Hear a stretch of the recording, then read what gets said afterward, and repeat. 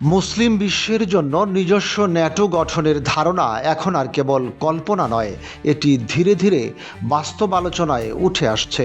এর পেছনে কারণ সম্প্রতি সৌদি আরব ও পাকিস্তানের মধ্যে স্বাক্ষরিত এক গুরুত্বপূর্ণ সামরিক চুক্তি, যা পর্যবেক্ষকদের মতে ভবিষ্যতে মুসলিম বিশ্বের শক্তিশালী সামরিক জোটের প্রথম ধাপ হতে পারে। চুক্তি অনুযায়ী যদি পাকিস্তানের উপর হামলা হয়, সেটি সৌদির উপর হামলা হিসেবে গণ্য হবে।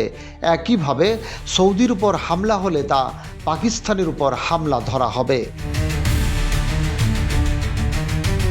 এই শর্তটি ন্যাটোর বিখ্যাত আর্টিকেল 5 সঙ্গে তুলনা করেছেন বিশ্লেষকরা, যেখানে একটি সদস্য দেশের উপর আক্রমণ মানে পুরো জোটের উপর আক্রমণ। পাকিস্তানের পররাষ্ট্রমন্ত্রী ইসহাক দার জানিয়েছেন, শুধু সৌদি আরবই নয়, ইরান, তুরস্ক, মিশর ও কাতারের মতো আরও কয়েকটি মুসলিম দেশ এমন চুক্তিতে আগ্রহ দেখিয়েছে। তিনি বলেন, যদি এই চেইনে আরও দেশ যুক্ত হয়, তাহলে একসময় এটি নতুন ন্যাটো হয়ে উঠতে পারে, যার নেতৃত্ব নেবে পাকিস্তান, একটি পারমাণবিক শক্তিধর দেশ।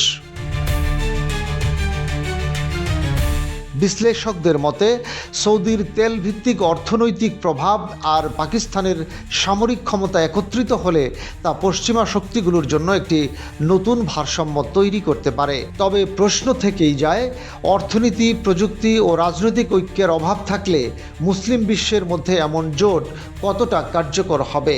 বিশ্ব রাজনীতিবিদরা বলছেন, যদি একদিন এই জোট বাস্তব রূপ পায়, তাহলে বিশ্বশক্তির মানচিত্র নতুনভাবে আঁকা হতে পারে।